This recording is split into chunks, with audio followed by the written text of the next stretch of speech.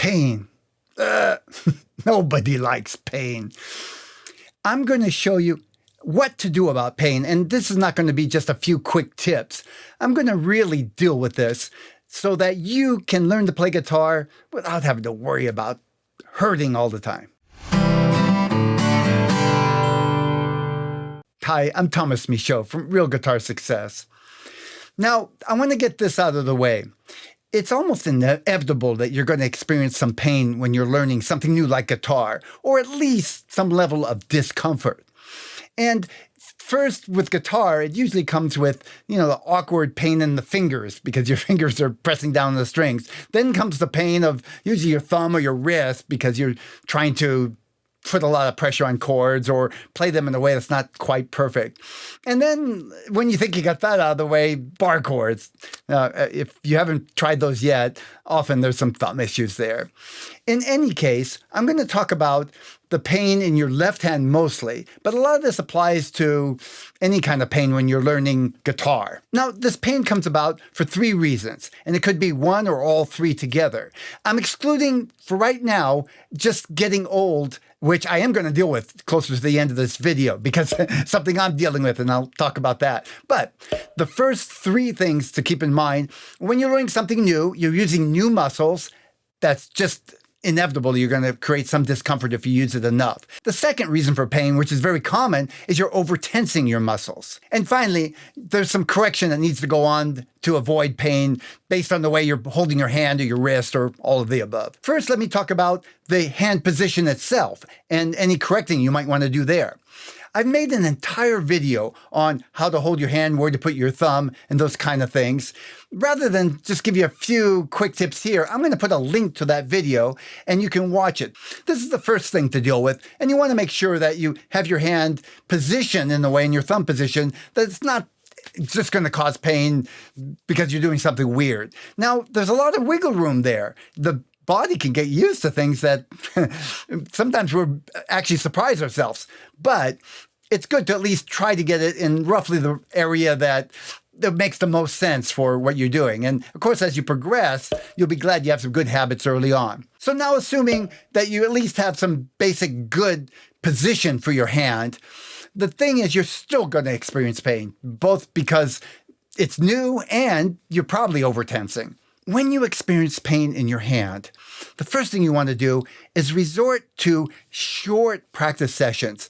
Give yourself time to work over it without hurting yourself or creating enough pain that you just won't want to practice for days. So that means maybe whatever you're doing that creates the pain, work on it for just a few minutes, maybe 5 minutes at a time. It could be in one practice session, you could do it for a few minutes, relax, do something else, and come back at it again, or spread it out over the days. I like to come back at it at several points in a day if I'm working on something that's strenuous. So I'll practice something in the morning, maybe a couple of times. I'll practice a little bit, do something else, practice again, and then later in the day, I'll do that same thing. So I hit it many times, and it gives me time to kind of feel my hand and see what I'm doing that is creating the pain, gives it time to get used to it, or make adjustments. You're doing both, actually. And constantly relaxing my hand, shaking it out, and coming back to it. Now, just as important is get yourself a good mental image of what you're trying to do in your left hand. The way to do that is watch instruction videos carefully and look at the left hand. Get in your mind what the guitarist is doing and what it should look like. Now, sometimes you'll find some views that are better than others. Look for those and kind of hone in on them and really indel them in your mind. I'm not sure quite the right word, but get a clear mental image in your mind, that's the best I can come up with, of what the position, a nice relaxed position should look like with your hand. But don't stop there. Pay attention to when you watch this and you try it, how it feels. Look for ways that you're overstraining, either tensing muscles or trying to manipulate your hand in a way. I know I used to constantly kink my wrist up like this because I was trying to finger some chords that were kind of hard. And I realized that over time, if I pay attention, I could see that I was straining my wrist.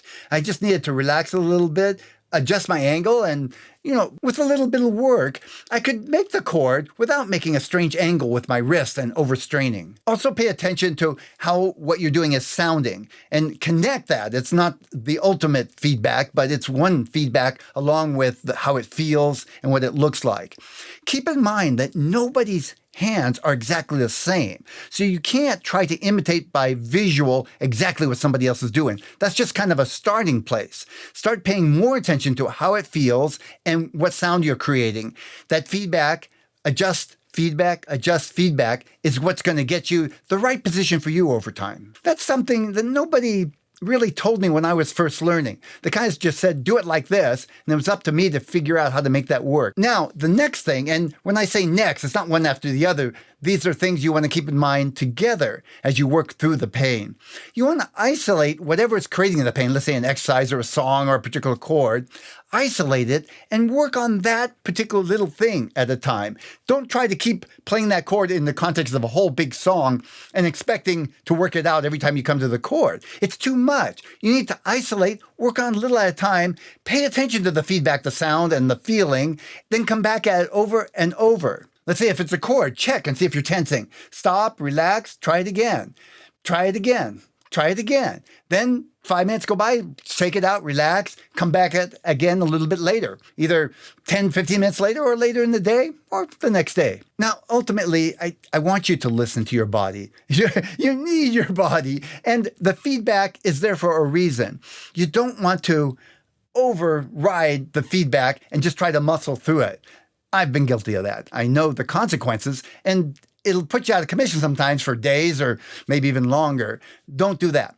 You feel pain, you want to work through it slowly and consciously. At the same time, you don't want to just say, oh, I can't do that and not work on it. It's not going to just go away by itself. You want to work through it, but with attention and with a little wisdom involved. Now, I want to talk about something particularly for those who are getting older, like myself, and it can apply even to young people learning the guitar. There are exercises you can do to help.